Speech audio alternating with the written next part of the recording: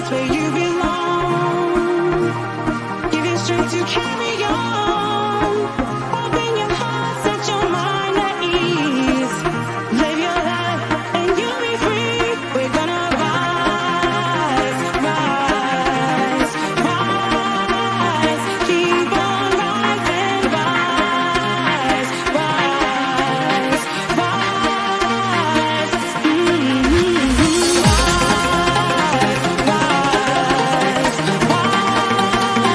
Keep on rising, rise,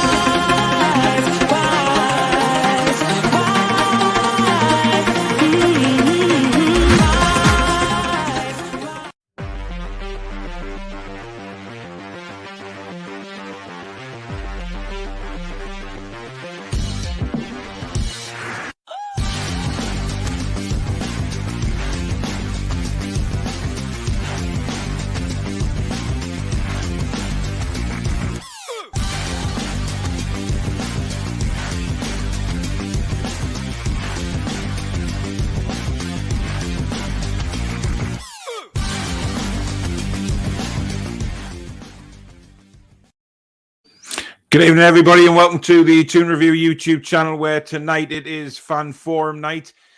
We are having a little bit of problems with the old YouTube again, being able to pin the link in the comments. Unfortunately, it's not working. I've tried to pin them in here as well.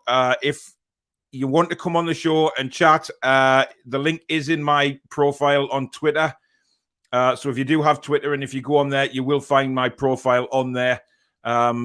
And then obviously the link is the top one. So get yourself on there, and that'll give you the link to come on the show. Hopefully everybody can get on there and come on, because I don't know what's going on with YouTube at the minute and StreamYard. They're having all sorts of problems. Do my napper in. Latest news anyway is that obviously Gary Hoffman is resigning from the Premier League. Fantastic news. About time as well. He's blaming it on the fact that he's getting a lot of heat off the other Premier League clubs because of the Newcastle United takeover. Well, the fact is that he was put in there to try and stop it anyway. So he's failed in his job because the takeover went through, and really he's got no comeback now. So he may as well resign, because the man's irrelevant now, certainly with the Premier League anyway. So goodbye, Mr. Hoffman. You won't be missed, and it's jolly good news tonight. Also, Jonas Gutierrez has decided to retire from football at the age of 38. Now, he's gone down in Newcastle folklore simply because that wonderful goal he scored against West Ham to keep us in the league after battling back from testicular cancer. Absolutely fantastic, representative of the football club. Was he a brilliant player constantly? No, he wasn't. However, the fact that he came back from what he did just proves what a kind of guy he is, and the fact that Newcastle United will be forever in his debt. So thank you again, Jonas, and very good luck with everything that you're going to do. The Daily News video is up on the channel, so if you want to have a look at that after the show, I'm starting to do them as regularly as I can with any news that comes out of St. James's Park, like what Richard Keys had to say today, and what transfers and things like that. So do take part in them videos as well. Leave comments underneath. I do enjoy reading all your comments about what you think is going on at the club at the minute. But like I say, if you want to join the show tonight, the link is in my Twitter profile. So go on to Twitter and it'll just click on my profile, and it will be at the top of there, and get yourself on the show. We've got some comments coming in before I bring the first couple of guests on. Tom says there that Hoffman has resigned, handled the ASL situation poorly and our takeover abysmally, which resulted in everyone hating him, albeit for different and opposing reasons. He hasn't gone down very well at the moment. Good evening in the mods to Mr. Harrison. I really do hope you're getting better, mate. It is good to see you back on the chat anyway, and hopefully see you on Friday night, buddy. Tom says Gorilla Gloves has been spouting off. Eddie Howe should answer questions about Saudi human rights abuses. Will Kesey speak about Qatari human rights issues or their links to the Taliban? Look, at the end of the day, that's all politics, and Eddie Howe was right what he said during his conference. It's simple, it's fact. He's there to do the football side of things. Richard Keys went on to say that, Eddie Howe is the face of Newcastle United. I don't believe that to be true anyway, because Amanda Staveley has certainly been the face of Newcastle United since the takeover of the club. Eddie Howe is the first team coach, And like he said in his press conference, his job is simply football. He doesn't get involved in the politics, and neither do we as fans. Harry, good evening from a Wolves fan. Thanks for joining, mate. Evening, Ronald. Julie says, Dave, we've missed you. Yes, we have. We certainly have. Good evening, Keith. Gary. Loads of people coming into the chat. Everyone's saying good to be back. Anthony says, looking to Saturday, we're going to win. How are the lads? Yep, I'm going for a win. Certainly am. Gordon, all right, lads, just on question, who would you sell in January? Yep, we'll come on to that, don't worry. There's quite a few that I would sell, but you have to be realistic about how many we can actually get rid of. Jordy Waster says, any news on the sporting director role? Yes. Michael Emanalo, or whatever his name, Emanalo, I think you pronounce it. There is news breaking today that he is expected to sign as the new sporting director and could be in place as early as the weekend. So he may be in the stands for the Brentford game, but that's not confirmed yet. That is just a few reports coming in. Evening, Trolls. Hope you're well, my friend. Matthew says 3-0 to us on Saturday. Wilson to get 2. That'll be really nice. Anthony, yeah, we've seen that one. He's going to definitely win. Dave, hope you're feeling better. Thomas, good evening. Been loads of problems with StreamYard, the need, Paul. Definitely not your fault. Yeah, I've seen that on a couple of streams. Although John St. Clair's doing one earlier on, and that's just his internet. He knows what it's like. I think he needs to invest in a better service, I think. Julie says, Hoffman goes, great news. All I'd say is, given the sneaky 6, beware of who. Yeah. We need to also beware of who they're going to get in, because it could be somebody 10 times worse than Hoffman. But we'll see. Good evening, Abs. The criminal cartel will do anything they can to stop NUFC. Big shout out to Julie Baker for helping me on here. Yep. Thanks, Julie. Tom says, oh, Gutierrez from Buenos Aires. He's Spider-Man. Yes. Bless him. Honestly, it'd be great to see him back at the club. It'd be great to see him come back and do something. The Clone Lad says, Ian Paul, do you think the Big Six will be on the interview panel to replace Hoffman? Somebody will. Look, I mean, it's inevitable, isn't it, that somebody is going to try and get on the board, whether it be from the Big Six or somebody. I'm saying Big Six. I mean, let's be honest here. It's going to be somebody around, those clubs who's got a link to those clubs somewhere because of what's happened in the past. And nobody can blame us for thinking that way either, to be fair. Richard Keys embarrasses himself every week, doesn't he just? Toons, see John streaming at the same time as you. Can't watch both. Well, you can. One on your phone, one on your computer. John's will probably be coming to an end soon anyway, because he's been going since about, well, then again, he's a marathon streamer, isn't he? Good to hear and hope you will get, that's towards Dave, I think. Do you think Richard Keys wears gloves when holding sparklers? Yes, I do. It's inevitable that he does, for obvious reasons of catching fire. Anyway, we've got 2 guests waiting. I don't know if anybody has joined late. The link to join the show is in my Twitter profile, okay? If you go onto Twitter, click the profile, it's at the top of there. Or Thomas has disappeared. I don't know where he's gone. But do click the link and that'll bring you to the show. I'm trying to post it on here, so whether it stays on, I don't know. I've just posted it again on here. So check the comments and see if it's come up. I don't know if it will. So we've only got one guest to come on, and it's Dave from Dublin. What's good the crack? How are you doing? I'm good. Can you hear me? Yeah, I can hear you loud and clear. Are you feeling better? Oh yeah, I'm a lot better now. Like, yeah, not on your deathbed anymore.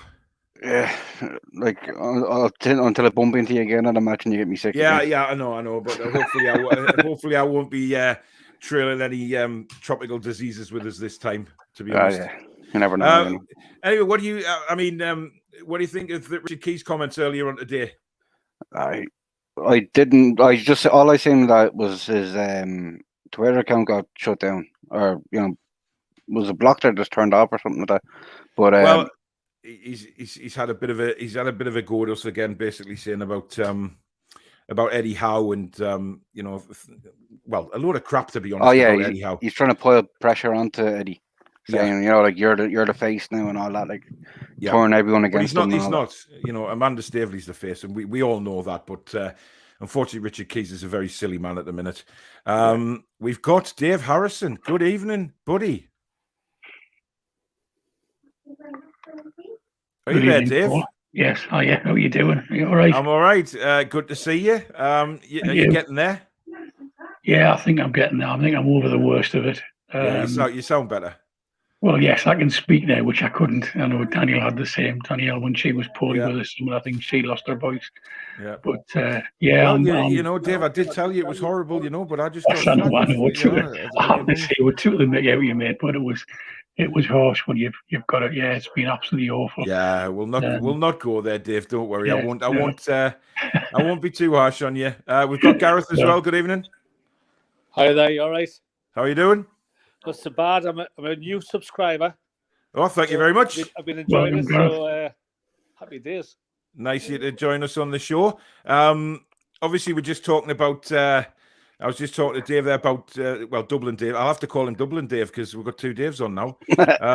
So I was talking to Dublin Dave about Richard Keys. Yes. Gareth, I mean, what do you think of his comments earlier today?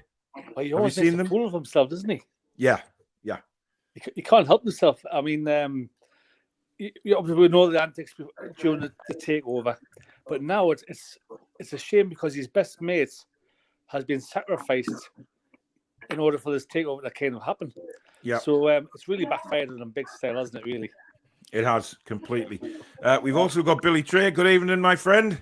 No, How's life doing, Sooth? that's great. It's canny. It's cold though. Yeah, it's cold up here. I mean, we're just talking about Richard Keys' comments, and My hometown compatriot.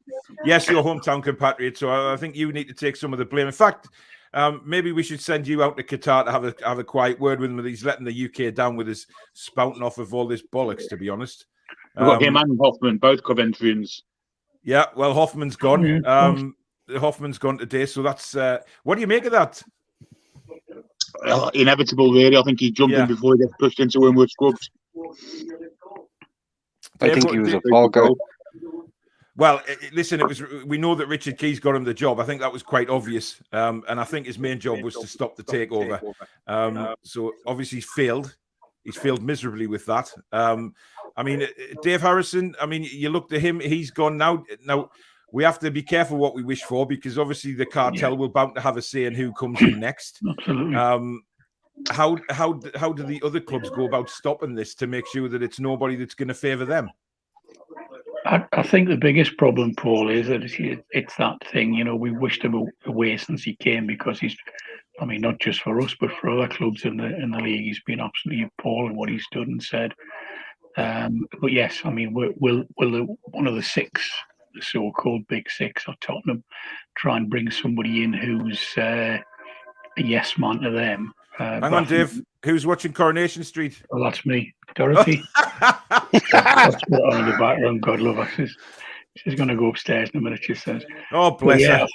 I think they need to be careful as well because we'll be watching them, and I think it's gone extremely quiet about this stupid anti-advertising thing that they're trying to bring in because I'm sure that all of their legal teams are went, oh, hang on, guys, this is very anti-competitive, and you're going to be up against a rock and a hard place if you try and push this through. And people like Keith Patterson and the rest of our lawyers, Nick DeMarco, etc., will be saying, I'm sorry, guys, you can't do this. You're going to get absolutely hammered. So they're going to have to be damn careful what they do. And I don't know whether it was you and your pod earlier on, I was watching and it said, let the politicians get on with it. If let's it. And Eddie Howe was absolutely right. I'm here for football, and that's all we're here for is the football. Yeah. Yes, we understand. I would say that 99.9% of our fan base understand there is issues in Saudi with human rights. Yeah. I'm not very good at it, but by God, there's just as many countries. And just does your head in, man. We're never going to hear the end of it. Never going to hear the end of it. For Keys to start spouting when he's from a country whose human rights over the building of the stadium for next year's World Cup, my God. I mean, 600 people have died. It's just because it's Newcastle. Yeah, it's the only reason. If it was Manchester United, Chelsea, Liverpool, would hear none of this. I guarantee it. We've got Junior is in the house. Now, I hope everybody's heard his new single, by the way. Brilliant. Banks of the River Tyne, absolutely fantastic. Junior, I've just found weirdly that you've come up on the chat today because I've just found your message that you sent me on Twitter. It went into my message requests and I didn't see it. It's just been when I've been cleaning out the abuseful emails that I've been getting over the last God knows how long, many months. I've come across it. So can you send me another message on Twitter, please, Junior? And because I'd love to get you on the show. Give me a shout on Twitter, Junior, please, and I'll get back to you after the show tonight if I see your message, and then we'll get something arranged because I'd love you to come on and give a performance of that song because it's or a video of it. It's brilliant. And I'm sure the viewers on here would love to see it. I've seen it because I've seen it on Steve's channel, but it's brilliant, absolutely brilliant. So give us a shout, Junior. Ryan is not in his dungeon tonight, by the looks of things. Yeah, You're right. Don't Dave release, Ryan? He's on his way to John's. I'm just in my car right now. You're in your car. Yeah. Well, okay. Michael Marsden, thank you very much for £160 super chat. Oh, wow. Well done, buddy. Listen, Michael, I know I was talking to you. Why am I getting an echo here? What's going on? It keeps coming and going. Anyway, Michael, I was talking to you earlier on today. He hasn't been well, guys. He's suffering with a bit of anxiety and depression again at the minute. So I just wanted to give him a shout out anyway on the show tonight. So just to get yourself better soon, Michael, and obviously try and get to the match on Saturday. Have a laugh with us like you normally do before and after the game. I know you're not in a very good place at the moment, but you know where I am, mate. And like I say, we've been texting earlier on this evening, it was great to hear from you. So if you can just, I'm there for you, mate. If you're in that dark place, just drop me a text or we'll meet and go for a drink or whatever it may be. Yeah, for him, Paul. Then if you want to reach out to any one of us. Exactly. So just to get you out the house, mate, I'm available. Just give me a shout. But I hope to see you on Friday night, mate. But thank you very much for another really generous super chat. But we'll chat soon again, mate. No problem at all. Adam says, hi, Paul. Hi, everyone. Great to be watching again. Geordie Toon for Life says, how's the shoulder, Paul? See, I'm thinking of your health.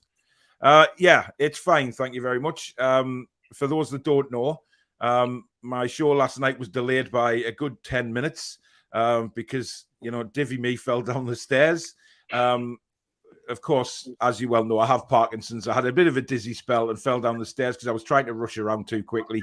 I then came upstairs, sat down, knocked my camera off the desk, and that broke, or what I thought it broke, because it's working tonight. I had to use my MacBook, and I'd left all my notes downstairs. The show went okay, but it was all to pot, and I ended up having a swollen hand, a bad shoulder, and a bad back, and then but you battle on, Dave Harrison. You know what I'm saying? You do. Yeah. You're an You were absolute lucky man, trooper. really, though, Paul. You were a lucky man because if you lived in Dave's mansion, there could have been 16 flights of steps to fall down. That's a good point. Now, also, just before we go on, me and Baz had a bit of a funny conversation last night after the show. And I would just like to put out there that I do personally apologize to the other three horsemen for the way I handled closing down the show. Everybody makes mistakes, guys, and my communication was a bit poor, if I'm honest.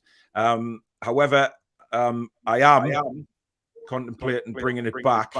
I need to speak to the guys. It won't be at the same time, obviously.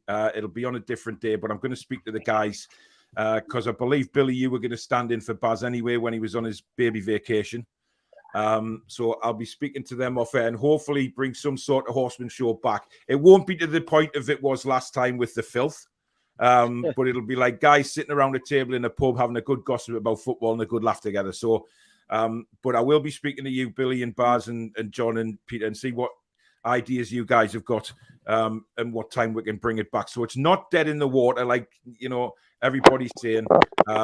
Baz has pretty much convinced me that, there can be a show like that. It can be done. It doesn't have to be filth and smut. It can be about football. It can be a good laugh as well, jokes and all that kind of stuff.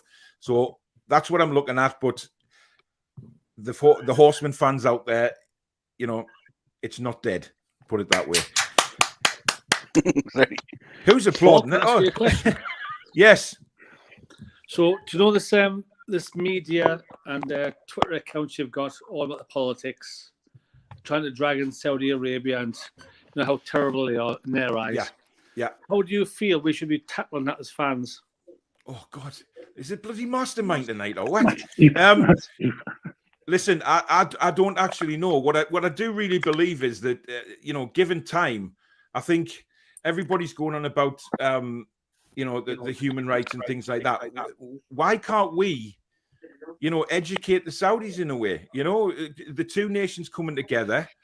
The nation of Geordieland, obviously, I'm talking about. The rest of Britain can sod off because they've just been idiots about it. Oh, he's there. I think, it can be educated both ways. Obviously they have their laws, and who are we to tell them that they can't have laws in their own country? But at the same time, we know that some of those laws are way outdated, and, but I guess it's up to, us to maybe educate them, see how we live our lives and go about our lives on a daily basis. But that will come in time. I've no doubt about that, which is why I think, people can learn. People, like I said earlier, people make mistakes in general life, but we know that it's wrong over there at the minute. There's things that are badly wrong and need to be changed. And I think that will, hopefully come in time with a partnership now like this. Who's to say that they can't learn new things? That we know that a lot of the Saudis are going to be, keeping an eye on Newcastle, watching how we live our lives, kind of thing, supporting Newcastle United. So who's to say that a good thing's not going to come from it? The problem is with the media, they immediately highlight the bad things. They immediately highlight everything bad. True. But there's some great stuff in Saudi Arabia, though. You know what I mean? There's some great stuff goes on there. So, but they focus on the bad things, which we know are wrong. We're not stupid, but hopefully, in future they can be educated by us. Who knows? Do you know what I find amazing about all this is the fact that we sell arms and weapons to Saudi Arabia to bomb other countries, and yet there's no vociferous opposition to that on Twitter. And yet, as soon as Newcastle United are purchased by it, suddenly we've become public enemy number one. And I kind of think it's a bit hypocritical, to be honest. I mean, it's going to be very interesting next week, Billy, when the Grand Prix there. Absolutely, it's Qatar this weekend.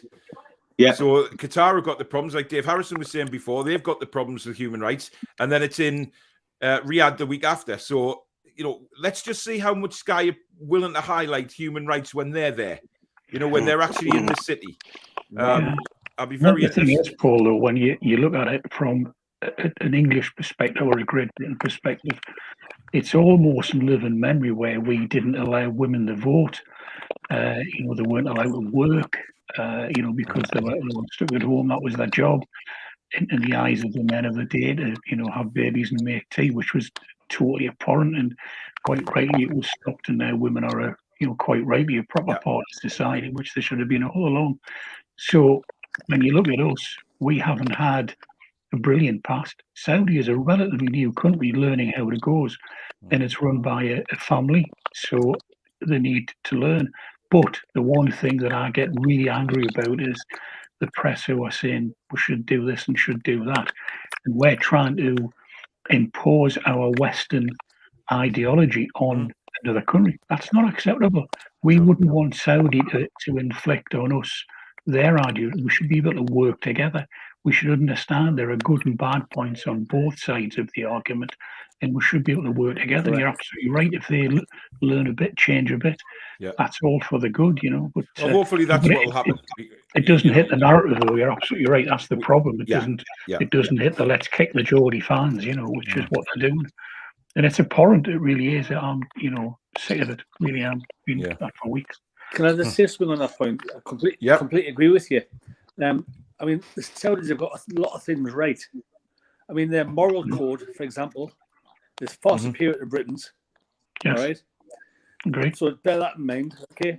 But also, if you look at law and order as well in Saudi, it's pretty much non-existent crime out there. So there's things we can learn from those people. It's not all terror and horror over there. It's there's lots of things we can learn from them. So the sports washing thing, I turn it on its head.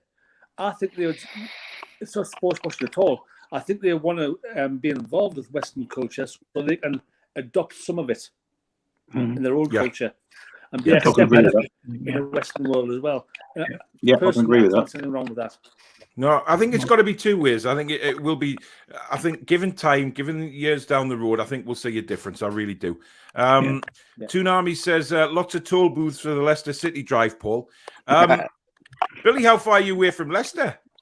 On the other side, Leicester, so you'd have to go through Leicester to get to me. But about 18, 20 miles. It might be worth a bacon butty though, Billy. You know what I mean? Could be. Could be. That long Sunday morning trip, takes it out of you. Is it a Sunday as well? It's a 2:00 kickoff, mate, on a Sunday. And then we're away at Liverpool 4 days later on a Thursday night, which I'm hoping to get tickets for. I'm pretty sure I'm going to get a ticket. But there's a car full of us coming down. I think it's me, Peter, Archer, and Adam Pearson in my car. So should be quite a trip to Leicester. I better slaughter a pig then. Well, yeah, definitely. If Archer's going, you definitely need it. Kevin says Galen Wilson start, Joe on the bench.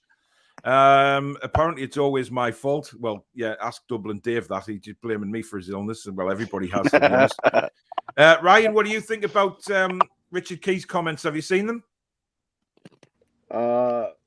I saw a bit of it briefly. I mean, it's a bit stupid. Like, I don't listen to these freaking stupid media English pundits because it's always so much crap coming out of their mouths. I just listen to fan opinions nowadays. Yeah, best way to. Cesare, good evening. You normally come on. I don't know where the King of Qatar is tonight either. He must be busy, Roy. Probably whipping one of his butlers into shape for not giving him a cappuccino or something like that. Matthew says if we can't beat Norwich, then it's looking really bad. Look, I'm looking to beat Brentford. Paddy, good evening. If you could bring back an old Newcastle player, who would it be? An injury through Woodgate would be a good one.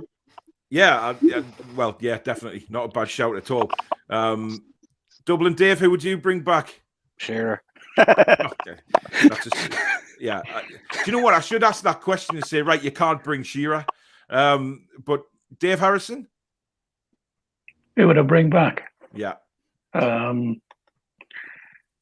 would definitely bring Shaw in. I would.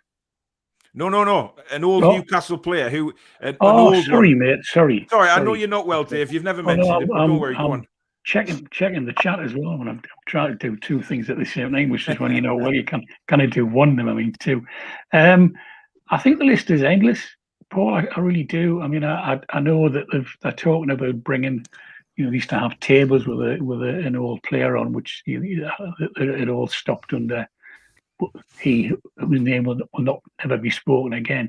Yeah. But I'd like to see. I mean, definitely Jonas back. I think he would get a massive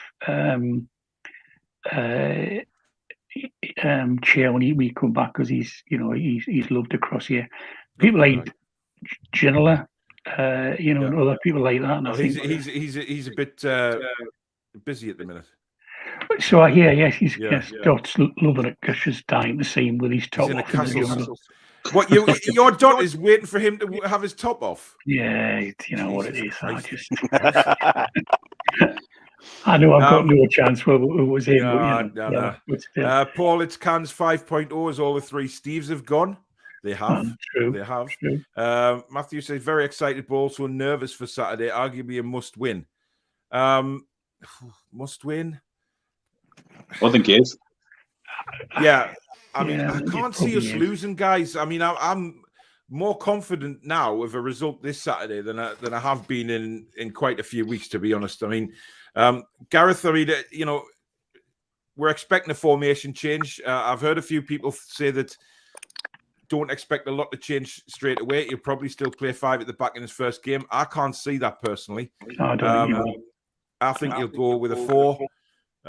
But are you more confident now going into Saturday with Eddie Howe? Oh, a lot more confident, and I think Eddie Howe will do what Eddie Howe does. I think he'll be 4-4-2. And I know it's a massive change, not what we're used to, but I think they'll give it a go. I tell you who we need at the back, though. A blast from the past, Philip Albert. He was sort of right out. Oh, what a player. Yeah. Yeah. I mean, that man could bring a ball out of defence. You know, we talk about Lascelles, etc., struggling to bring a ball out. I mean, he ran the length of the pitch with the bloody ball. So Big lad as well, that'll be mate. interesting. Yeah, he was. He's a big lad now, though. Yeah, I met him. He's about 6'14", I think. Yeah, he's a bit wider than he used to be, and also, Is he? yeah. It happens to us in age, Paul. It happens to us in age. I know it does, Billy. I know, mate. You know that's why my tumble down the stairs yesterday hurt more than it normally would. You know, I'm a little bit heavier these days, and the bones are, I'm just big boned. You know what it is, Bill. You know. Yeah, exactly. Yeah. We've got getting old, Stephen lads, coming on not as good at well. all. Good evening, Hi, Stephen. Stephen. Yeah. All right. Like, Steve, I'm gonna head off now, guys. I got Oh, work now. Right. I wish it didn't work on Tuesdays. I would have been in my basement. Yeah. Well, you need to change your work days, matey. Get them sorted. Yeah. You've got your steering wheel on the wrong side of the car as well, mate. That's not going to work. I know. Yeah, you're driving on the wrong side. Listen, take care, mate. Enjoy work. see you, Ryan. Yeah. See ya. See you, Ryan. Well, short and sweet from Ryan tonight. Stephen, Yeah. Mr. Keys has been at it again. Obviously, we've been talking about it before. I mean, what are your thoughts on his comments today? I ain't got enough. There's not enough words in the world to describe how much of a moron that man is to Newcastle United. I mean, over the course of the takeover, when he was about to go through, he was putting his 2 pence in every single time. Couldn't wait to get a dig in all the time to the fans, to even Rafa and all that. And his mate now, Gary Hoffman's gone from the Premier League, who he was feeding information to. So I just can't stand the bloke. I blocked him on Twitter. Absolutely hate the bloke. Yeah. Luke says, do you think Howe will play Fraser at right back? Because that's where he was playing at Bournemouth. He wasn't playing at Bournemouth at right back, mate. He was left side of midfield. He may have put him there. I think he put him there once, which was in the 5 at the back. He put him there when he beat Chelsea 3-0. Chelsea, That's when he put him there. Yeah. But I don't think you'd play him there at all for Newcastle, to be honest. I bring back Kevin Nolan and Joey Barton. Crazy, but they were class. Listen, I tell you what, better than the midfield we've got now. Put it this way. Barton winning the ball, Nolan scoring goals. I tell you what. What about Tiote breaking up runs, like just breaking up players? Yeah. When he first signed on, like. I mean, listen, Tiote and Cabaye were a hell of a combination. Absolutely. You know, Cabaye was just fantastic footballer in my eyes. One of my favourite players of recent times, in fact. But we don't have a midfield like that. I mean, technically, Shelvey could pick a pass out like that when he wants to, but the problem is he doesn't want to enough. But will Howe look at it and think, right, I'm going to give him an opportunity? I mean, will he play? Kevin says, stop all the chat about Keys. Come on, guys. Listen, it's talking points, and that's what we're here to do on a fan forum. You have talking points, and unfortunately, whether you like him or not, that is a talking point with the comments he's made today. That's the whole point of a fan forum. Otherwise, you wouldn't have anything to talk about if you don't get talking points from the media. But that's Richard Keys all over, Paul. I mean, he's been out of this country now for 5 or 6 years, maybe a bit longer. And all he's trying to do is make himself relevant in this country, because he isn't anymore, is he? Let's be honest. He's a blast from the past. That's all he is. Yeah, definitely. I'm not sure whether I'm on connection problems here, because are we all still around? I think it went a bit funny there. Yeah, it did. Went. Yeah. Went a bit dull for a second, Billy. Yeah, Billy started talking like biddy. He's back again though. We've got Annie as well. Good evening, Annie. Hello. Hi, Annie. You sound like you're in a cave, Annie. Am I? Do I? Really? Yeah. Well, I'm not. I'm Little- in the little usual boys' room. surroundings. Oh, you're not in the toilet again, are you? No. Okay. Adam says, God knows we need their help in midfield or anywhere on the field, really. Keith says, nice to see you back, Dave. You're welcome. Ab says, no Danielle tonight. No, she's not very well. Thomas says, Trolls, unfortunately, misses onto the longboat and we're going across to the North Sea for the Villa game in February. You want to ride in from Norway? Wow. That's a long way to come for a Newcastle game. It's a good job we've got a new manager. Luke says Richard Keys is a toffee apple. I think that's been nice to him, really. I like toffee apples. Yeah, So do I. Hairy-handed baboon. That's another. Be careful, Stephen, because you'll get people coming at you saying, "Oh, you're calling them names, but we called them Andrew name." Yeah, the wrong form. Gemma is waiting to come on, but I can't bring her on because she's got no devices connected yet. So I don't know what's happening there. Miss Gillette herself. You what? Oh, Miss Gilletto. No, I don't even want to think about that, to be honest. Who's gone there? Annie. Good evening, Miss Gilletto. Hi, you all right? How are you doing? I'm good, thank you. How are you? Good. Not too bad. What do you think about comments today and Mr. Hoffman leaving the Premier League? Good riddance. That's fair enough. That's one way of putting it. Do you think Richard Keys was a little unfair with his comments earlier? I haven't actually seen Richard Keys' comments. Oh, You've missed out. no. All I seen was his account got shut down. Yeah, I think a lot of people had put in complaints about his tweet, and I think I'm not sure whether he's on a little ban or not. I don't know, but it was interesting because it did go down. I think it's back up now, though. But I'm not 100% sure, to be honest, but we'll see in time. Cesare says Hoffman actually had a lot to deal with in his 18-month tenure. COVID, the Super League, Liverpool and Man United pushing for the 18-club league, our takeover, and its aftermath from the 19. Cesare, if you're feeling sorry for him, right, go and take your face for a conversation somewhere. Because I'm sorry. I'm not having it, Cesare. I'm not having it. Well, there's no big 6 anymore. It's the small 19. It's the small 19, exactly. The big one and the small 19. Why doesn't Hairy Hands keep his opinions to himself? I don't know. Junior says, okay on it now, buddy. Cheers, Junior. I'll talk soon, matey. Danielle says, Banks of the River Tyne, great song. It rocks. Certainly does. Brilliant song. Annie's back again. Annie, is there some kind of problem with broadband in Bristol? No, I just switched off because I needed a banana. So. What? That's a strange word for it. Yeah, I wasn't expecting. I wasn't expecting that. Anyway, that's a bit far, Billy. That's a bit far. That's a bit far. Jesus. Michael Manalo.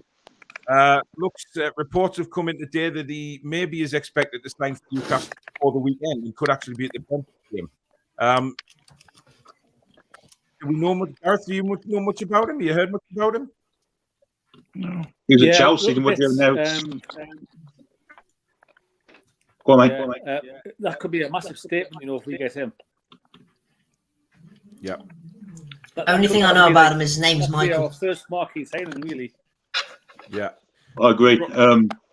When Eddie Howe was announced, I was a bit underwhelmed. I did kind of worry how he'd attract top name players, which surely at some stage in the near future will be in for.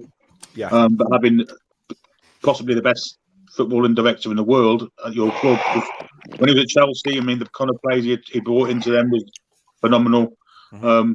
But having Manalo as our football director, which football speaks, it's a massive statement, as the chap next to me says. And yeah, that kind of takes away the Eddie Howe factor in signings, in my opinion. And he's already won me over anyway, but with the signings, I think Eddie Howe would have already known about it, wouldn't he? Maybe Eddie. But maybe Eddie would prefer to just concentrate on the actual football and let someone, because he wasn't experienced that much with that much money at Bournemouth. So if you take that off him, he can fully concentrate just on the football and the training of the lads. And if you get your man Michael, that's a big statement that they're taking it off Chelsea, big statement of intent, like. Absolutely. Well, Annie's gone again, so he must be on another banana. I just think that bloody broadband in Bristol is shocking. I mean, John suffers the same. I think they've still got dial-up in Bristol. Every time John's mother picks the phone up to go on the phone, his stream stops. It's unbelievable. I haven't got Channel 4 there yet. Well, exactly. I don't think got Channel 4. Never mind Channel 5. Still got the old 3 channels down there. Fantastic song there, Junior. I listen to it every car ride to and from work. It's certainly getting a lot of players from the Geordie Nation. That's for sure. Just come off John's show, so I'm 15 minutes behind, says Geordie Ian. They're terrible. Michael Marsden, hope you're able to turn it around. Reach out to Paul whenever you can, mate. Thanks, Cesare. Definitely. Brian says, okay, Paul, we've gone from Cashley and Bruce to millions of Saudi friends like Al Walid and brilliant young man who was voted manager of the decade to lead the team, not getting relegated. That's the positivity we need, Brian. And just absolutely. Do you think that's the singer of ACDC? Could be. Yeah. Could be. Well, Could be. Kieran says, just came from John's stream, didn't realise you were live. Hello, lad, £6.10. Honestly, know how you feel with the anxiety and depression. Keep on keeping, buddy. Yeah, just lots of support for Michael coming in. I forgot you fell down the stairs, says Abs. Oh, yeah, I'm fine, by the way. Cesare says, hope you're recovering from the fall, Paul. I am. Look after yourself, Paul. Hope you got yourself checked. I didn't, but I'm fine. Ginger You says, slept Paul, it off. I've slept it off, exactly. As you do. Dave Harrison knows all about that. You've been in bed for a fortnight, Dave. You know all about it. Absolutely. I'll chuck that all day. I'll chuck that voodoo doll away, Dave. Now. Oh, cheers, buddy. Thanks for that. No worries. I think you've been through enough. Ginger says, I Paul, on take Newcastle him. after. Sorry. Sorry, I was about to say something, but you were saying at the same go time. on. It's fine. I'm saying I take it you got your camera sorted after your fall. I did, well, yeah. I mean, I switched it on tonight. StreamYard was being a bit of a bugger to try and get my camera on, but I think StreamYard's having a few problems this evening. But I've ordered a new hub thing for me MacBook, so this is on its. I think it's the wire itself on its last leg, so I'm getting a new hub tomorrow. So we'll see how that does. But it's working for now. That's the main thing. Nicola says, when you consider the Everton and Chelsea owners made their money with the help of Putin's cronies, the Wolves owner made his money with the help of the Chinese government, and the West Ham owners made their money making porn films. Did they? Mm-hmm. Okay. Well, was that John and Bianca? Oh, Jesus. I knew that was coming. The complaints about the Saudi human rights record is complete hypocrisy. It is.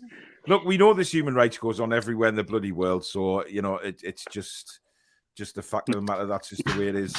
I wonder how. Go on, Gemma. Sorry, I was just going to say I wonder how John's day went.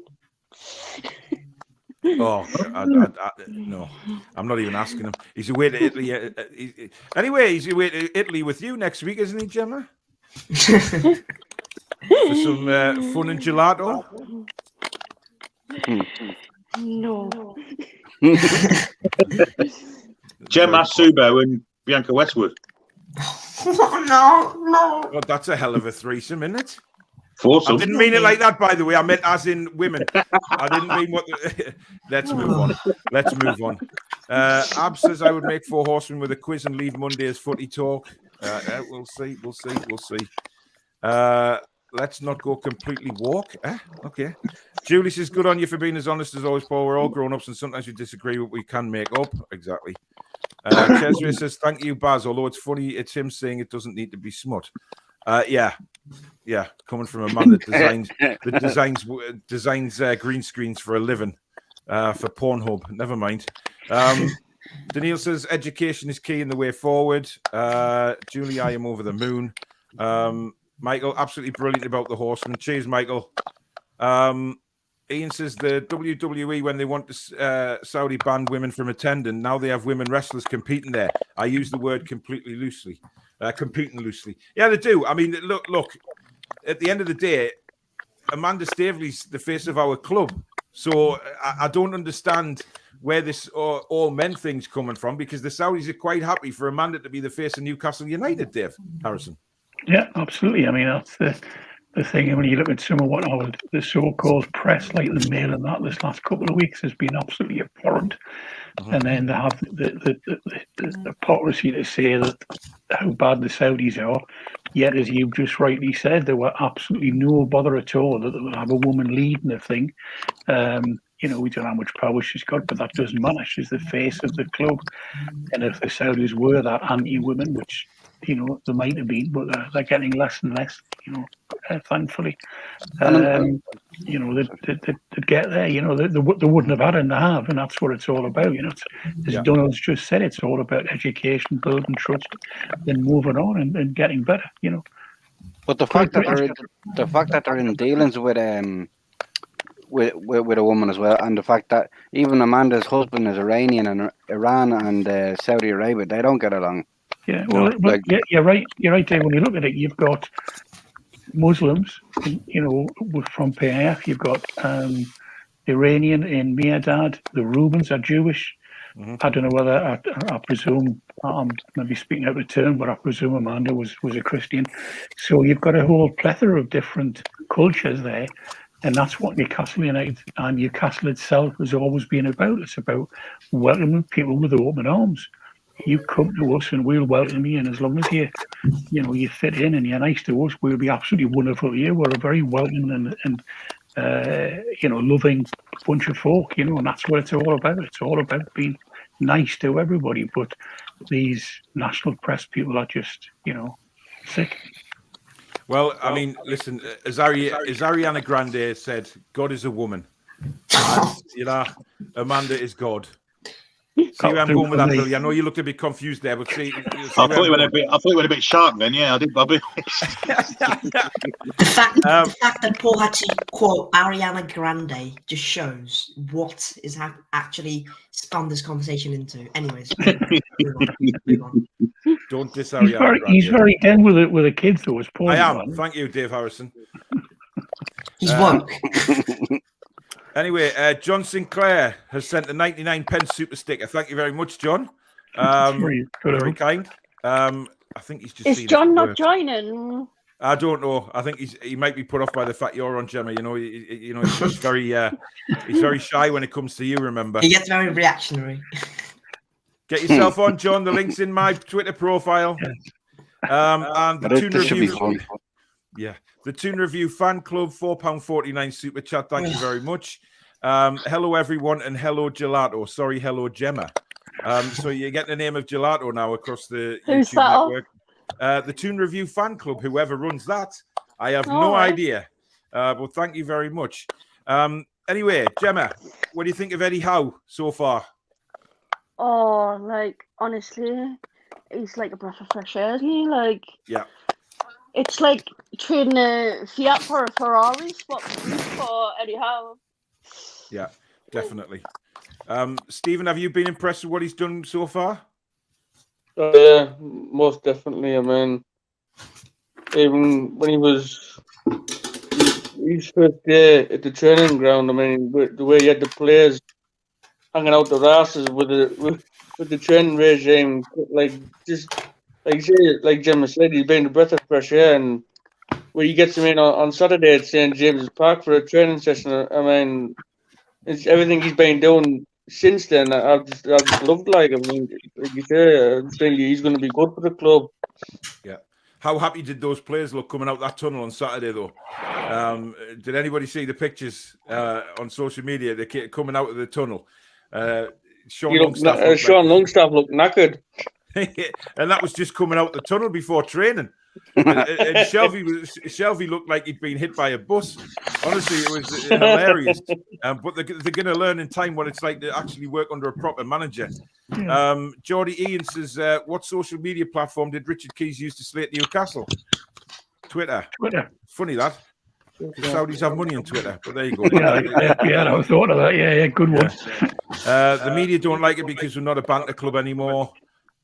Sports world is full of hypocrisy. Certainly is. I mean,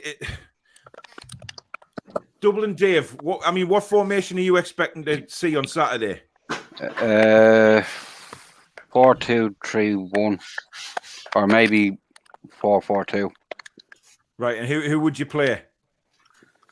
Shara Fernandez. Yeah. Then I'd have Lewis and Manquillo.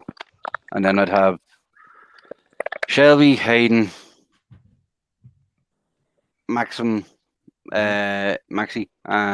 Almiron, Wilson, and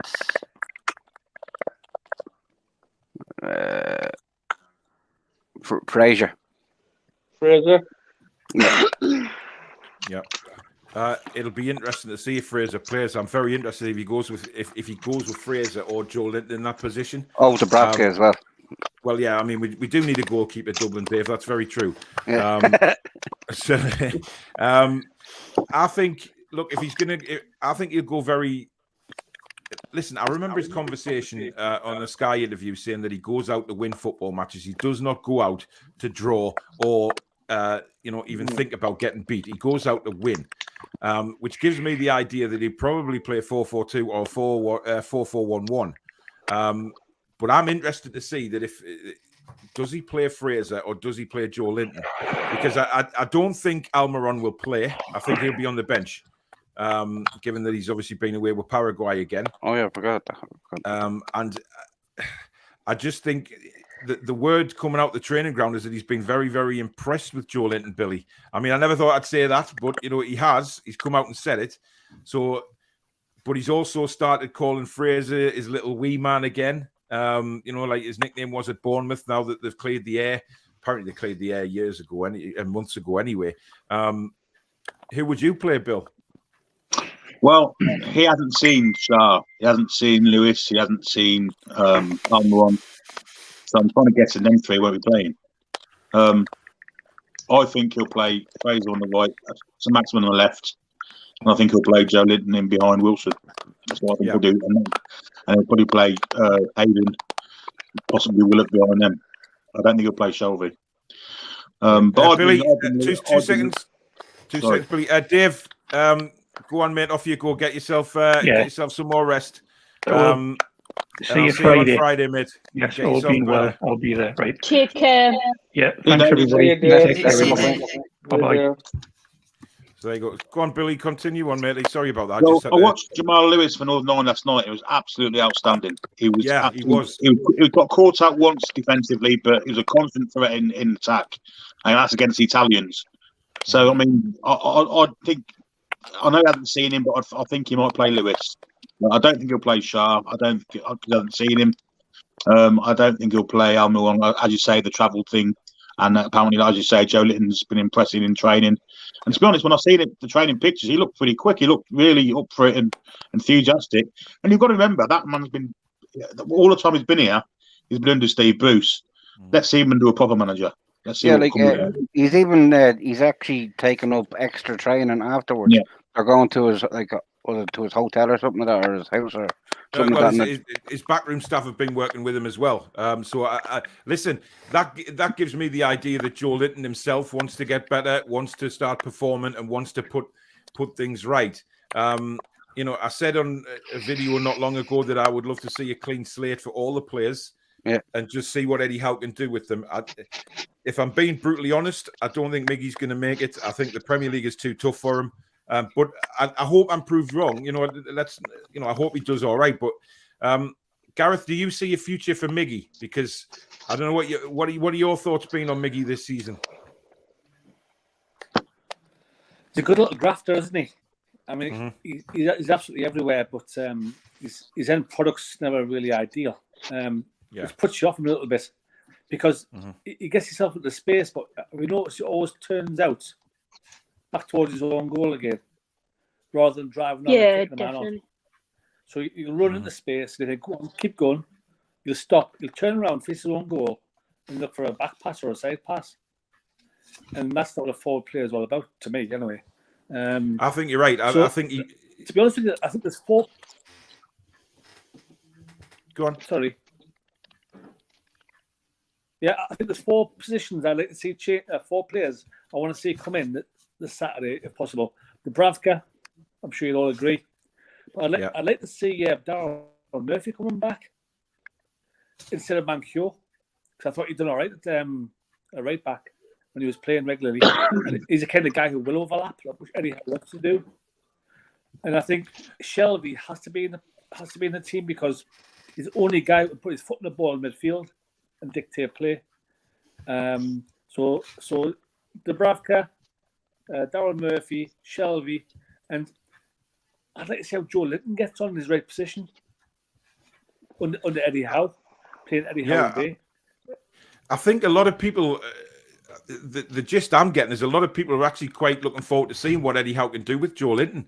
Because like Billy said before, he's looking in really good shape. Yeah. I mean, listen, I'm not going to diss Joe Linton's work rate because I think, against Brighton, for instance, he came on and changed the game for us. There was no doubt in my mind. He came on and made a difference. As soon as Miggy went off, he came on, he put himself about, and I was really, really happy to see him do that. And I genuinely think that, we can get the best out of him, or Eddie can anyway. Gemma, what's your views on Miggy? More or less the same as, sorry, I've forgotten your name. About how there's no end product. Like, it run about like a headless chicken, and there's nothing like on the end of it. And obviously, they're passing back and side passing. It's just like, why not go forward? But I was predicting a 4-4-2, but I haven't been impressed with Lascelles for a while. I don't think anybody has. And I think Shelby, he's been a bit unpredictable at times, unreliable, like the sending off. I don't really rate Almiron or Joe Linton, so I was predicting a 4-4-2 of Dubravka, Lewis, Shaw, Fernandez, Manquillo, Richie, Hayden, Willock, Murphy or Fraser, and then St. Maximin and Wilson in attack. Yeah, that's not a bad shout. We've got Ahmed from Saudi Arabia. Good evening, Ahmed. Good evening, everyone. Good evening. I got it. You just messaged there saying you want to talk about your society. Yes, exactly. There is misconception about our country. If you see the map, Saudi Arabia is a big country. And we have many cultures, many delicates, many different accents, and at the same time we have something called tribal society mostly. Yeah. So what I mean by this is monarchy is for us is way better than some democratic societies. Yeah. Because before monarchies, we had wars between each other in the tribal societies. So we believe we are in a very well-maintained society right now. There is no wars between tribals. So I will give you example about this. What happened if there is Western countries try to invade, like what happened in Libya, for example. Libya is similar to us. Libya is a tribal country, and they have many tribals, and now they are fighting for tribal territories, tribal jobs. It will have a lot of divisions.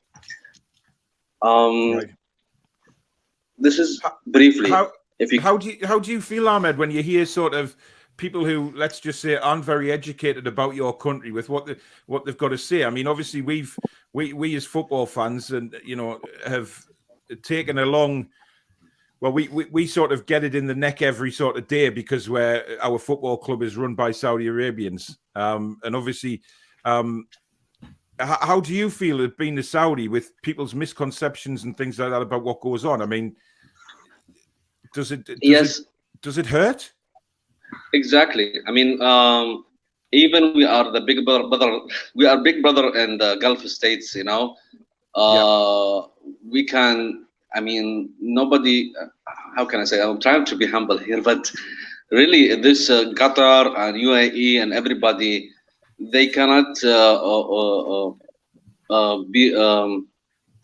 We are big market and also the biggest country in the region with Egypt. So even though I will tell you exactly, we are around more than 30 million people there. Okay, I mean Qatar is already around 500 people, 500,000 people only. the locals, and they have oil and gas. Since they are small, then you will see they have already invested in their infrastructure, and they have extra money to invest in somewhere else. You got my point. But no, in Saudi Arabia we have 30 million. We have more educated people in Saudi Arabia. We have big markets, and everybody wants to invest in Saudi Arabia right now. Nobody care about Qatar because they are very small. Like if you see the map, you will laugh, And so what I'm saying, we have problem in our media. Yes, I mean before Muhammad MBS, Muhammad bin Salman, the government before they didn't care about being good in media, our culture and our heritage and how we think, how our culture. Right now we are doing it professionally. Local is very now. Exactly. There is many locals went to study abroad and came back with experience, and now they are leading. So yes, this is one of the things that we are trying to give good positive about our culture. Yes, we are not perfect, and this is 100%. We are not perfect, but try to put our decision in tribal context, not Islamic. Yeah. It is so not Islamic. If I was to ask you, Ahmed, do you think that obviously you talked about the new family coming in to run Saudi Arabia and things like that, and do you think on a sort of living there that there is the human rights things that people talk about over here, is that something they're looking at improving? Exactly. I mean, way in the last 5 years we have been much improvement. Yeah, much improvement. I mean, our problem is not like Islamic or it's tribal thing. It's people. Some tribal people use Islam to justify their decisions. You get my point? Yes. So they conduct their society through tribal way. This is how our culture works sometimes. But within the new Mohammed bin Salman, he is reformer, really, and have been seeing a lot of the advances in the last 5 years that I wish before I have been. I am now around 35, but I wish I was younger right now, to see a more more exciting outlook in the country. Yeah, exactly. Right. And let's talk about human rights. Yes, sometimes we didn't have like the human driving. And again, it's not Islamic. It's not our. It's not. It's something like society have to accept it. It's to accept this. When the government do studies a lot about how the society gonna respond to some changes and some decisions, and they have to do it step by step. One of this is, for example, women driving. I mean, women driving everywhere in the world. And when I was young, I don't know why this, but it's more, let's put it in the tribal society. They said, what they said there, the government said, let's, the new generation grow up a little bit, let them travel, see the world. And then we're going to, little by little, we're going to add some, improvement in our culture. All I'm saying, the government don't try to be human rights activist. The government is doing things calculated. They have to step by step. And it needs time to change, doesn't it? I mean, it doesn't just exactly change overnight. You cannot change overnight.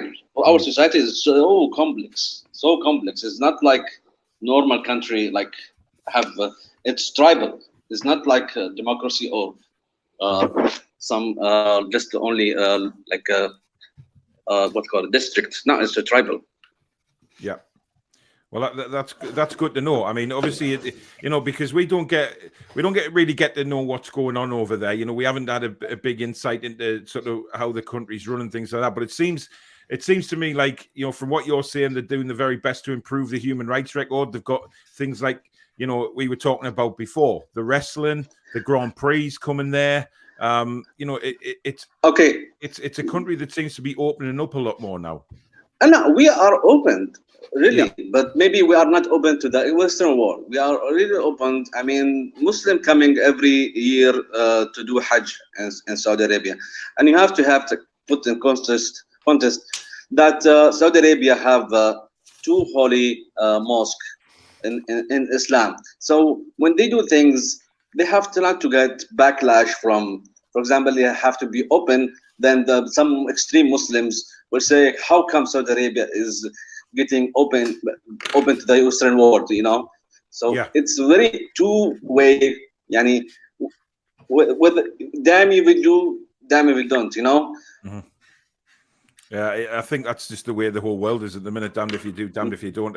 It's the same for us as Newcastle fans since since Saudi Arabia came in and the takeover went through.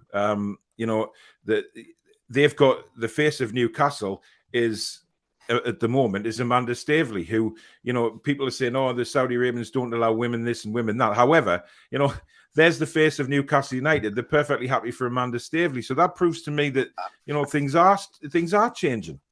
We have women in ministry.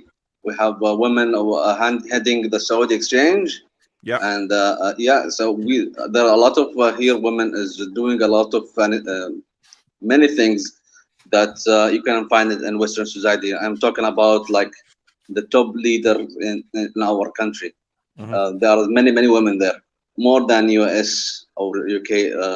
Talk about ministries, talk about Saudi exchange, talking about banks, bank CEOs. There's many a lot of changes happened in the last 10 years. Yeah. Well, listen, Ahmed, thank you very much for coming on and putting us right about those things. It's a fabulous insight, actually, into what changes are going on. So I really do appreciate you coming on tonight. Thank you very much. Thank you very much. How are the lads? You take care. How are the lads? Yeah. How are the lads? You can pop on whenever you want, Ahmed, as well. We're on every Tuesday night on the fan forum, so it'd be good to hear from you again. Thank you, everybody. Take care. Good night, Ahmed. Oh, there you go. And I don't think anybody can accuse him of being a fake Saudi, by the way. I'd just like to point that out. Just quickly. Go on, Annie. Ahmed is a very committed man because at the moment, I think it's about 2:30 in the morning in Saudi Arabia. Ridiculous. Yeah, it is further on, yeah. But listen, that was a fantastic insight into. And Billy, I saw you nodding your head throughout that. I mean, he's, we know that things are still not right over there. We know that there's things they've got to put right. But as Ahmed has just said, look, things, since the new family came in to run the country, they are making positive changes and they are doing the best. And we can only go off what, people tell us. If he thinks that things are changing, then why would we not believe him? You know what I mean? Obviously, he's mentioned there women working in all aspects of jobs over there now. Amanda Staveley's fronting up Newcastle United, which is owned by the Saudis. Why can't we think positively that we can get positive changes instead of thinking on the negative all the time of what goes on?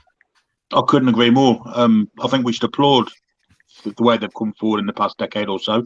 But at the same time, we have to remain kind of noteful that they still have a bit more to do. Mm-hmm. But let's be honest, we can't say this from a moral high ground because some of the things that go on in this country are as abhorrent as what goes on anywhere in the world. Exactly. So, we've got our own house put in order at the same time as the Saudi Arabians have got theirs. But I applaud their forward thinking and how they've come forward. The past 10 years, it's got to be commended. It really has. And hopefully, them buying into Newcastle United will kind of promote more fairness and more kind of fair society in Saudi Arabia as they see what happens in this country. But as I say, we can't say that our society is fair because it isn't. So we can maybe learn a few things from Saudi Arabia ourselves. Coming forward in them kind of ways.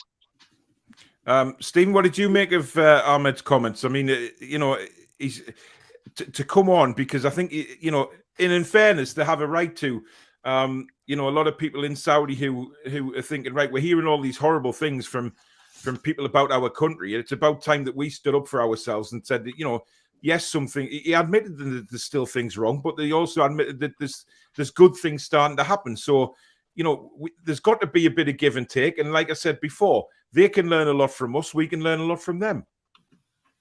Yeah, like it's like respect a two-way street, isn't it? I think they've been unfairly.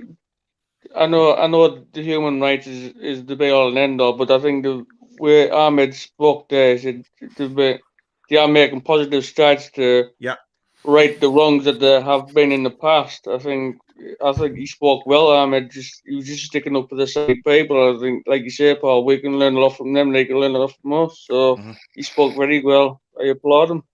Yep, definitely. Toon Orgard says, great show, even with the eating and chewing noises. It's not. It's StreamYard tonight, I'm afraid, my man.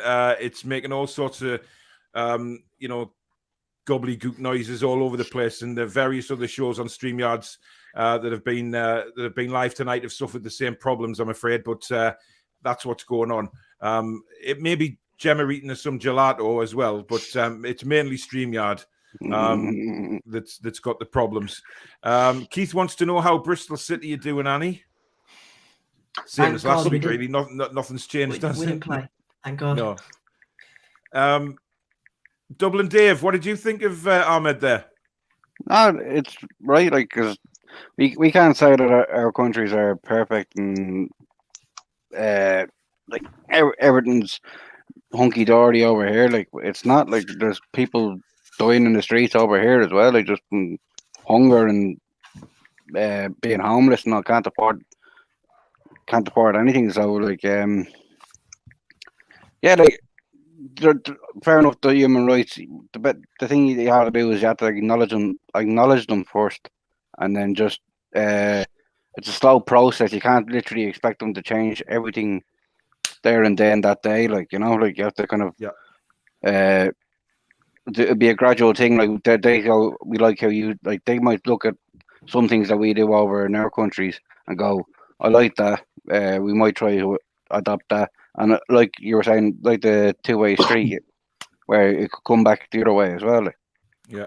Paul, points for 1-2, Gateshead 3's the final score. Gateshead have won. 3-2. Get in! Get on the heat! That's a fantastic result because it's a home draw against Charlton now, live on television. That'll be bringing them massive money to the club. Fantastic news for Gateshead. Brilliant. Gemma. Yeah, Paul. I can hear you typing away on your phone. Oh, sorry. It's all right. Don't worry. What did you think of Ahmed? Yeah. Sorry. What did I think of Ahmed? What did you think about what he had to say? Yeah, it was quite interesting. Mm-hmm.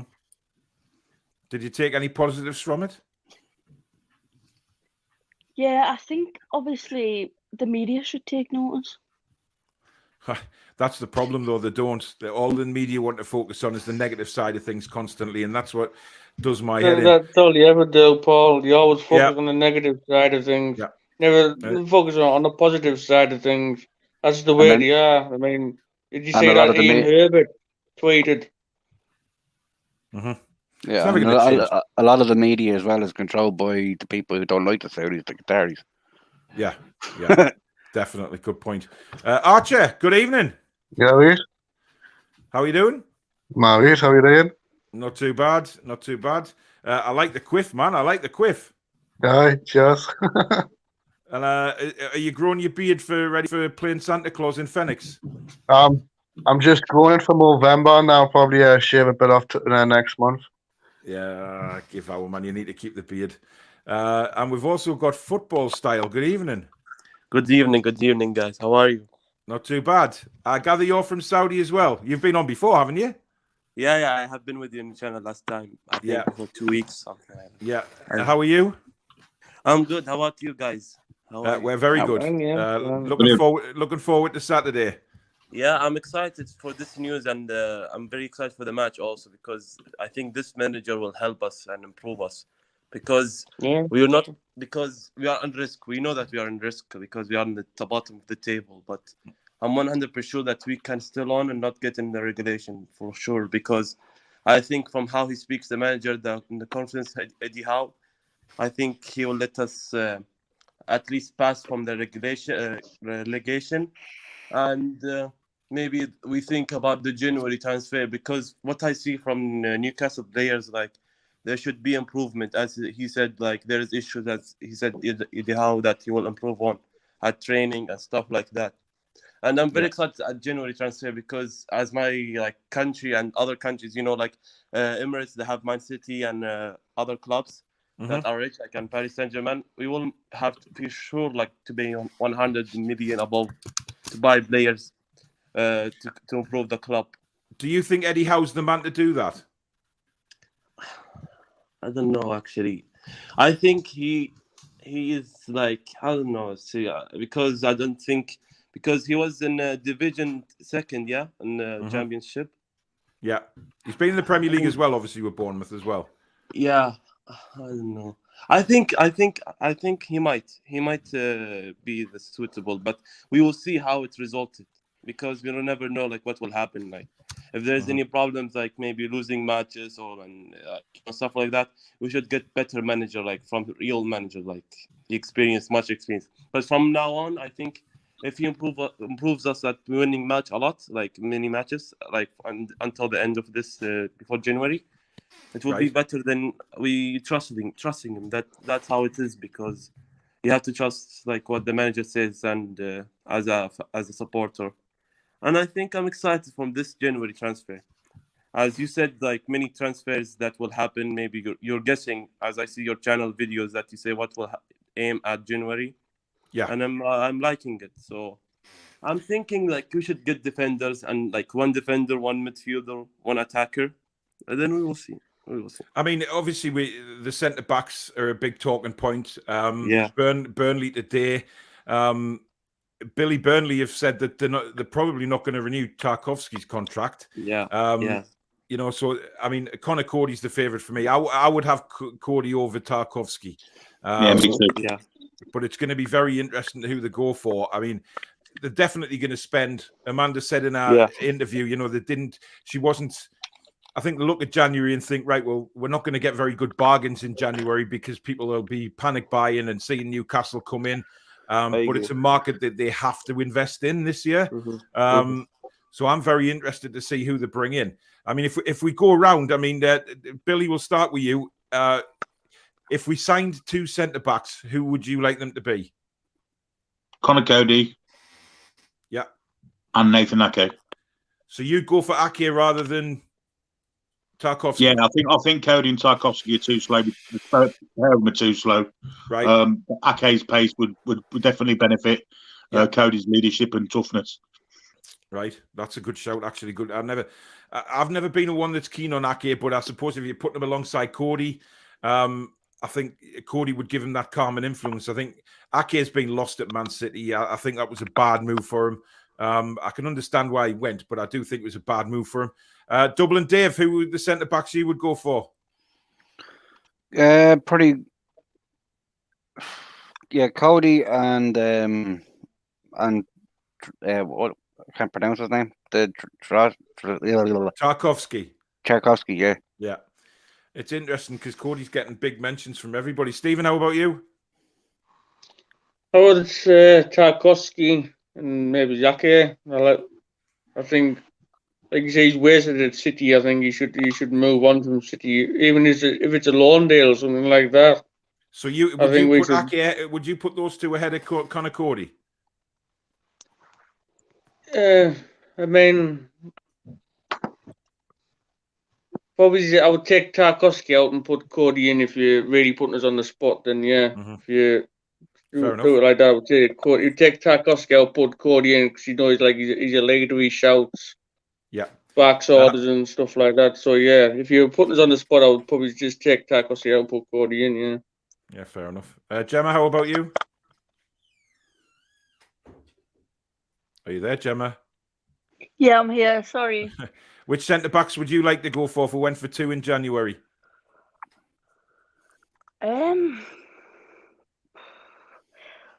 What do you think about John Stones? He's never getting game time at Man No, I City, is don't he? think. I don't think Man City would let him go.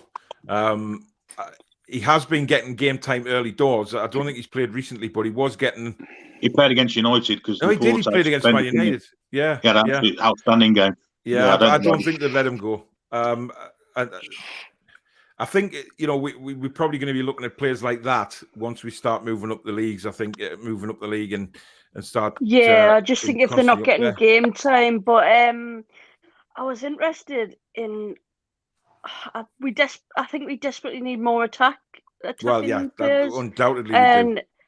I was interested in signing the likes of Jesse Lingard, but I don't know if I'm dreaming. But do you think he will perform as like how it is before in West Ham? I don't think so because of his age. I don't know. It was only last season, wasn't it, when he was playing for West Ham, and I think he did quite well with them. Listen, I don't think we'd be taking a risk if we signed Lingard, to be honest. I think if Lingard wanted to come and he wanted to get back... Listen, we could go from in January, and if he wanted to make the World Cup squad, what an opportunity that would be, because he'd be getting undoubtedly regular first-team football. And you've got to think a lot of players in January will be looking at that as well, thinking, am I getting as much game time as I need here to get into the World Cup squad? And the thing is with Lingard, is he guaranteed a place in that West Ham side now? Because they've come on leaps and bounds since he was there. Exactly. Where's he going to play? Definitely. You're not going to drop Ben Rama. You're not going to drop Bowen. You're not going to drop Fornals. So, I mean, would he be guaranteed a space in their starting lineup? I don't think so. He would be back on the bench, wouldn't he, until one of them West Ham players had a drop in form. And who's to say that they're going to have a drop in form? And that's his World Cup out the window, because he won't be in if he's sitting on his backside.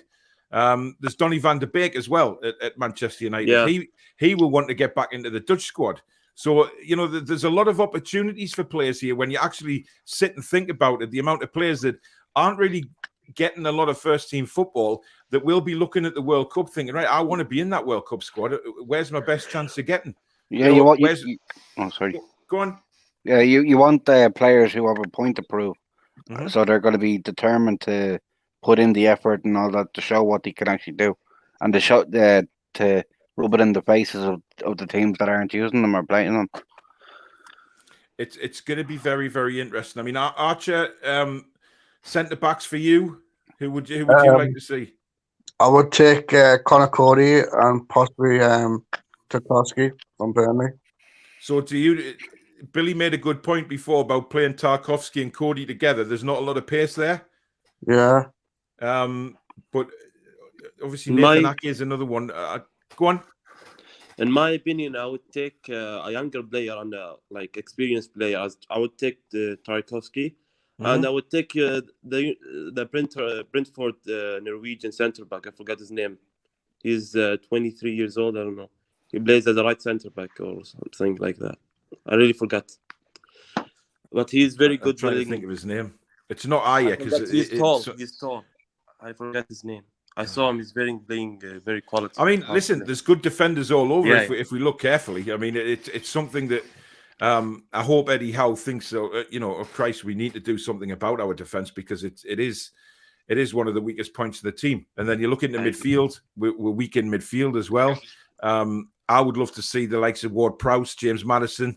You've got to think Ward-Prowse, Maddison, looking at the England squad for the World Cup again, both of them. I mean, I know Ward-Prowse is getting, first team football. Maddison, he's in and out because Leicester play, Rodgers likes to change it up all the time, but I'm pretty sure James Maddison would get regular football at Newcastle. So there's all... Thomas says John is raging with Lewis. What's he raging with Lewis for? Does he mean in a good way? I thought he was brilliant last night. I know that much. Thing is with Maddison, his best mate already plays for us, so we've got a selling point straight away. Who's his best mate? Callum Wilson. Oh, is it? I didn't know that. Yeah, both Coventry kids, aren't they? I knew it would come from Coventry, Bill. It always comes from Coventry. J7 well, we have to counterbalance Hoffman and Key somehow. Well, I think you've improved it slightly there. Madison and Wilson, Hoffman, Keys. I don't think there's any doubt about that. J7 is one of the toughest. Been breaking lockdown rules when they came out. We will see him perform. Maybe. His name. The defender is Christopher Eager. Oh yeah, That's who we were going to go for in the summer, wasn't it? Yeah.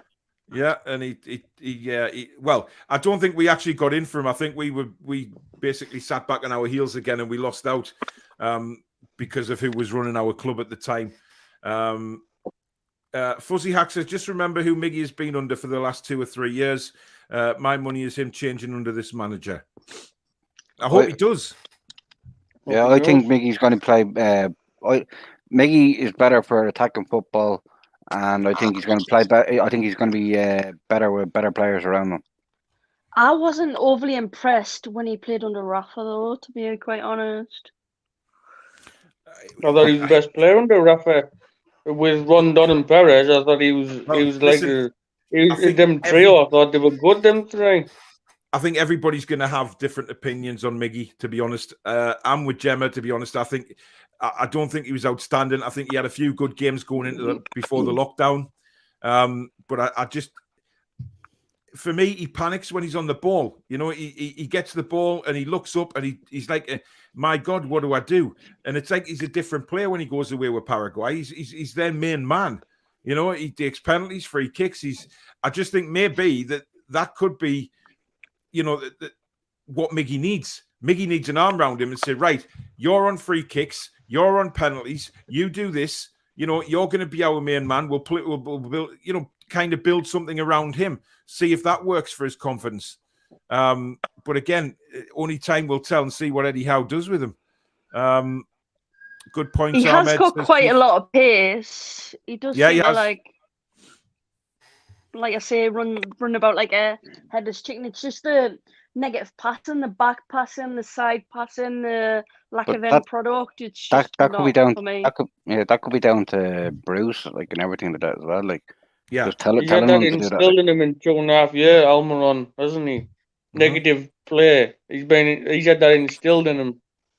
But the whole say that about all the players, didn't you? Yeah, you say about all the players. Whole squad has been sort of rotten. So I'm interested to see how you know this evolves on Saturday, and I'm looking forward to 2 o'clock to see what team he's picked, and then obviously by that we can sort of look and see what kind of you know formation he's going to go with, which is going to be interesting.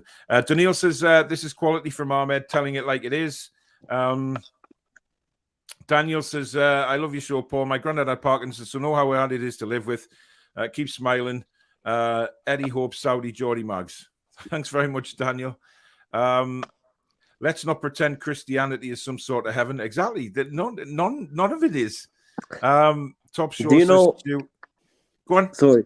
Do you know the people that are like very ashamed from us? They are the rivals. That's it. Like that's why they are ashamed, because we are the richest club as a country. And it is. That's why jealousy. they ask. Yeah, jealousy. Yeah, jealousy. Of course it is. We know that. Daniil says Saudi Arabia step-by-step changes. Exactly. It's not going to change overnight, and that's what people... But again, it's just people just think they know the goody two-shoes of the world. They think they know everything. Right. It's prediction time. We've come to the end of the show. Now, obviously, this is going to be interesting because normally the last predictions I did was when, you know, Steve Bruce was still in charge or Graham Jones was still in charge. So let's get predictions. Mr.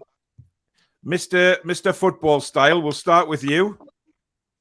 What do you think the score is going to be on Saturday? I hope a good result and excitement against Brentford.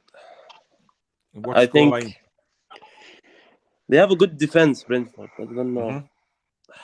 They have lost the last 4 games, though. They are on a very bad run at the minute. Yeah, I think 2-1. 2-1 Newcastle, 2-1. yeah? Yes, 2-1. Right, well, thank you very much for coming on. Get yourself on again. And hopefully we'll be celebrating a win next time you're on. Okay, for sure, yes. Thank you. Take care. Welcome. Bye-bye.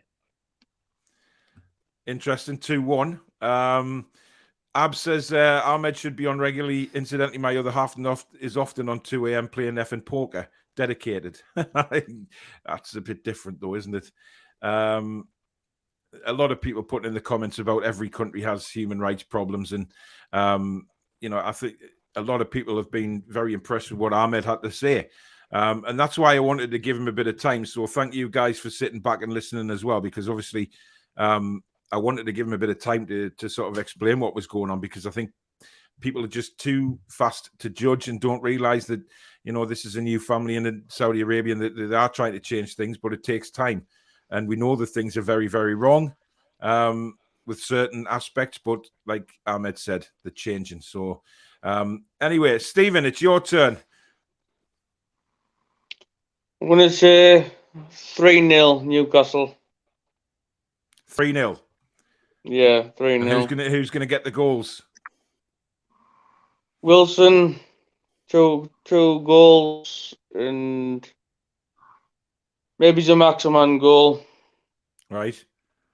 Fair enough. I'd love that to be right. I've predicted 3-0 as well. So, hell, let's just hope we're right, because I'd love to see a 3-0. And that, end of the game, everybody's going to be singing Eddie Howe's name, and it's going to be a fantastic atmosphere. But listen, mate, thanks for coming on. You're going to the game on Friday, aren't you? Saturday, yeah. Saturday. Will we all stand around by the club shop, mate, to get yourself around and say hello? I will do. I'll right, grab you for an interview on my channel if you want. Spot on. Right, take care, matey. See you later. See ya. So that was Stephen. Right, Gemma, have you thought of a scoreline? Yeah, well, obviously we haven't won a single game yet, but Brentford, I think they lost 4 in a row and then won the last game.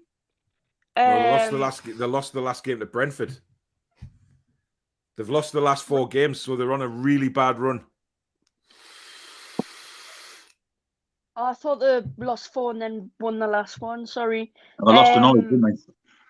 Yeah, lost to Norwich. Daniel Farker's last game. Oh, did I say Brentford? I meant Norwich. Yeah, we're playing Brentford on Saturday. Yeah, I know. So, obviously, when you said they lost to Brentford, sorry. Yeah, Brentford lost to Brentford. I don't know what I'm talking about. It's been a long day. Yeah, what I was going to say was, I don't expect us to keep a clean sheet. Mm-hmm. No, it says yeah, they lost Norwich 2-1. I don't expect us to keep a clean sheet, but I did predict a similar scoreline. I was going for 3-1 to us. 3-1. Good. By the way, Gemma, Paul sent a message in saying Gemma is sending WhatsApp messages to John asking him what flavour ice cream he wants her to get. I do not have John's phone number, and he hasn't got mine. So no WhatsApp messages. I've just been seeing his tweet. He's watching a Serie A game on Saturday. Like, what happened to his season ticket? He should be at Newcastle. He's not coming. Hasn't he been like twice in like 10 years or something with his season ticket? Yeah. But that's just the way John rolls, Gemma. You know that. It's just the way he rolls. Goes the ways, but bless him, Exactly. Right, well, thanks for coming on, Gemma. Hopefully get yourself on next week's forum as well. All right, see you, Gem. Yeah, see you, Gem. take care. Bye, everyone. Thank you. See you, Gem. So that was Gemma. Archer. Yeah. Give it to me, man. Give me a positive scoreline. I'm going for a Newcastle win. So I'm going to go for Newcastle 2, Brentford 1. 2-1's a bit of a... It's too close, man, Archer. I'll beat the game ahead. I know you will. And you're going to Leicester in the back of my car, aren't you? Aye, it's pretty much all sorted. Just gonna wait in the next few weeks because Peter's going to get the tickets will be delivered to Peter. So yeah. So that'll be fun times traveling down. Undoubtedly. We'll try and go early and we'll get to Billy's house for some bacon butties and then go back up to Leicester. Cup of tea, bacon, butter, nothing better. Right, Archie, I'll see you on Friday, mate. See you Saturday. Saturday, I mean, what is it with me and Friday? Christ, on a bike. Right, I'll see you Saturday, buddy. See you, Archie. Good night. Right, Billy. Come on. I'm expecting a very, very good prediction from yourself now. Right. I see this as a perfect storm. Okay. Brentford have lost the last 4 games. The best player in their team this season has been the goalkeeper, David Raya. Mhm. He's out with a knee ligament injury for 5 months. He hasn't played in the last 4 games. They've lost every one of them. Yeah, they have. It's 2,000 fans in the ground. No negatives. No Steve Bruce. No Steve Clements. No Steve Agnew. I'm going to say Newcastle United 4, Brentford 0. 4-0. Yeah, 4-0. Wow, I think we'll steamroll them from minute 1 to minute 90. I honestly do. With tell you what, 52,000 brain fans behind them, Brentford will not know what's hit them, and they're going to get a good hiding. And I reckon it could be a Wilson hat trick, and I fancy St Maximan to get the other. Wow. Okay. That'll be. I tell you what, if it's 4-0, I'll be jumping for joy. I tell you what, the atmosphere around that ground after the game will be even more amazing, to be honest. Right, Billy, thanks for coming on. Obviously, I'll be in touch with you about the horseman, matey. So if you got any ideas, brilliant, keep them in mind, buddy. Absolutely. See you later, mate. Speak soon, mate. See you, Dave. So there you go. That was Billy. Now, Dublin Dave, the last man standing. Yep. I think we won't have earned every fault out of our game, so I'm thinking along the lines of the 3-1 as well. 3-1. Yeah. Listen, I don't really care as long as we get a win. Yeah, I do think go on. I can see it. I can see a win coming. It just everything is starting to fall into place, I think. Yeah. And that's if do you have any energy left after the training that they've been doing? Exactly. It's all about energy levels as well, and they'll be absolutely knackered. I know that much. Well, not by the time the game comes. You'll obviously give them plenty rest for that. Yeah. But I'm hoping along the same lines. Good performance, lots of goals, and a positive Saturday afternoon. So it'll be really good.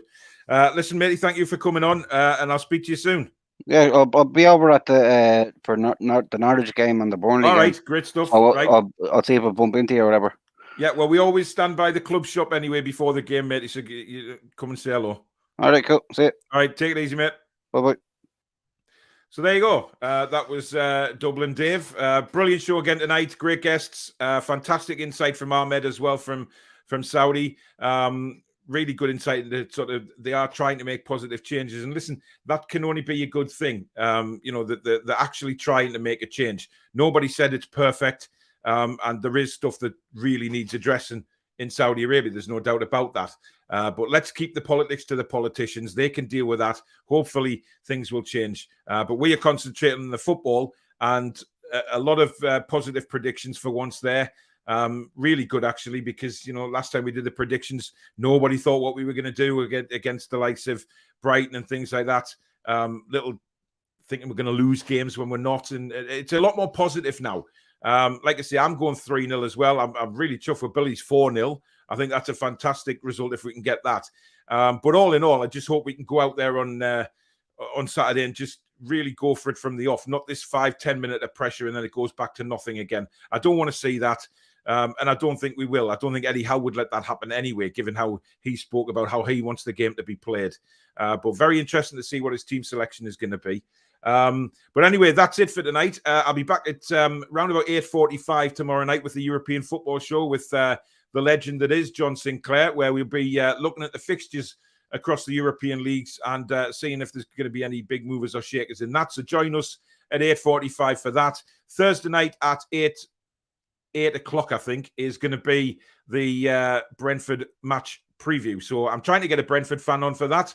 So if anybody knows a Brentford fan who would like to come on the channel on Thursday night and talk about their team, tell them to DM me on Twitter, and we'll get that sorted out. But thank you to everybody in the chat for taking part in the show tonight. You've been really, really good.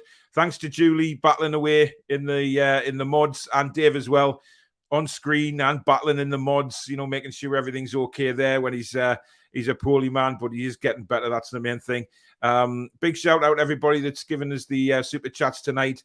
Thank you so much for your kindness, and especially Michael. I know you not being well at the minute, so trust me, that is really generous of you. But to everybody else as well who's donated super chats, thank you so much. Thank you to the guests that have come live on the show. It's been great conversation tonight. I hope you've all enjoyed it. If you have, please don't forget to hit the like button for me. Keep me helping to build up this channel. Very, very close to 6,000 subscribers now, which is remarkable, really, for little old me. And we'll see how it goes with that. So if you are new and you like what you've seen, please do consider subscribing as well, because there's plenty recorded shows, live shows, all that kind of stuff. But in the meantime, guys, enjoy your night. I'll see you tomorrow. Take care.